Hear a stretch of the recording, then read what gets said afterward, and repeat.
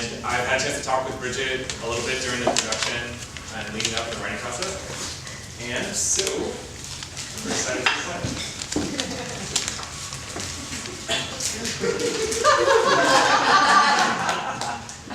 So Bridget's day job is teaching political science at Santa Clara University, but writing is her passion. She's been involved in playwriting since about 2009, when she took several classes down at UC Riverside and became hooked. Her very first stage reading, The Widow of Sisyphus, also based on Greek mythology, we work a lot with Greek mythology, was produced through the Playwright Center of San Francisco in 2010. And since then, she's remained involved in PCSF and now serves as a board member. Her plays have had readings and productions in San Francisco, Washington, D.C., Portland, and Omaha. She has always particularly liked to write plays with classical and psychological themes and with heightened language. Tonight, she would like to thank her director, Katya Rivera, and the amazing actors who helped bring her words to life. About the play you're about to see now. So Bridget had heard the myth a long time ago about Canis, the young woman who decided raped and transformed into a man. She was fascinated with the myth and realized that no one had ever really done anything with it in terms of doing a dramatization. So she's excited to do something that combines classical themes and tropes with a more modern theme of transsexualism. It's the first time she's written a play in blank verse and has found that process very rewarding. One thing that she learned during this production was that Poseidon was not just a sea god, but also the god of horses and earthquake, as Stuart mentioned earlier. So anyone who loves Poseidon anyone who loves horses has Poseidon to thank for that. If you love Poseidon, you do not have to thank horses. And then the final thing I want to say is something that Bridget wrote.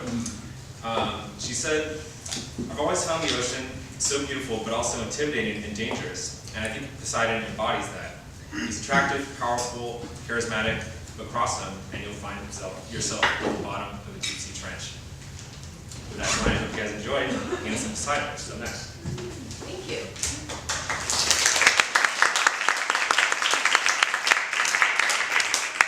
So this is a little bit out of order. I am very sorry that I got stuck in traffic and had to miss Evan's play. I felt very bad.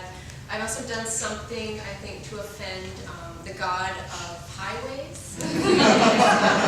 One of one-us. I'm glad that I did get here. About Evan. Evan is originally from Sacramento. He now lives in Oakland. He completed an MFA. Woo! He completed an MFA in creative writing last spring from San Francisco State.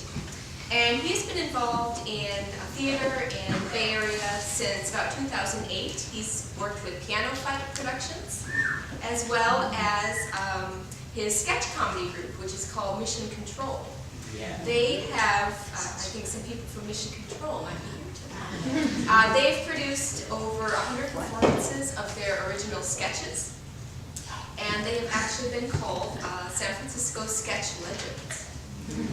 You can follow them on Twitter at Hey Mission Control, or visit their website, which is www.missioncontrolcomedy.com. And if you're interested in seeing any of their live performances, the next one will be January 28th in the SF Sketch Fest.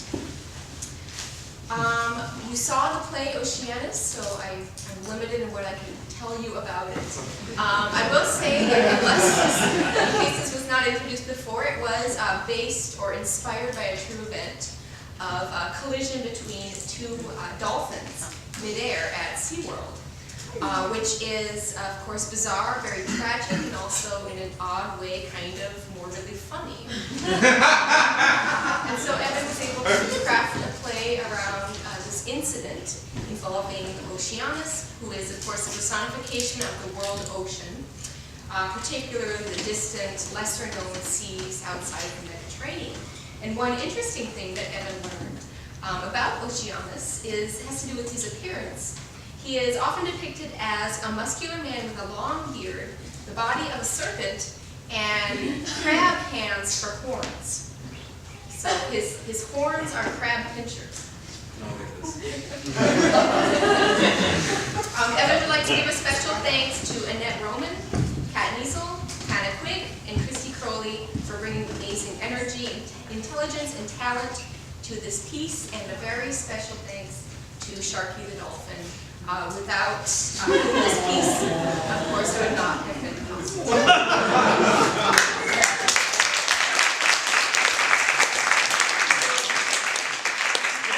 What are the trophies that you have a chance to win tonight? What have you brought? What's on the stake for you? So, this is a trophy that, as you can see, is intimately tied to ideas of the world ocean and weapons and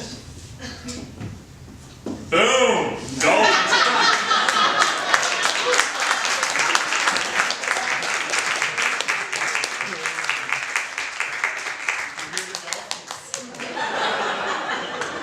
And what's your trophy? My trophy is a collection of ocean-related snacks. They were all obtained from the legendary mariner and trader, Joe.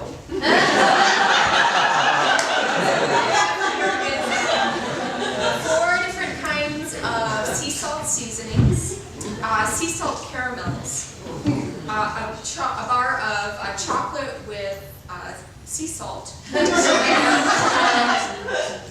is it? Wasabi flavored dried seaweed snacks. Yes. Tasty. All right.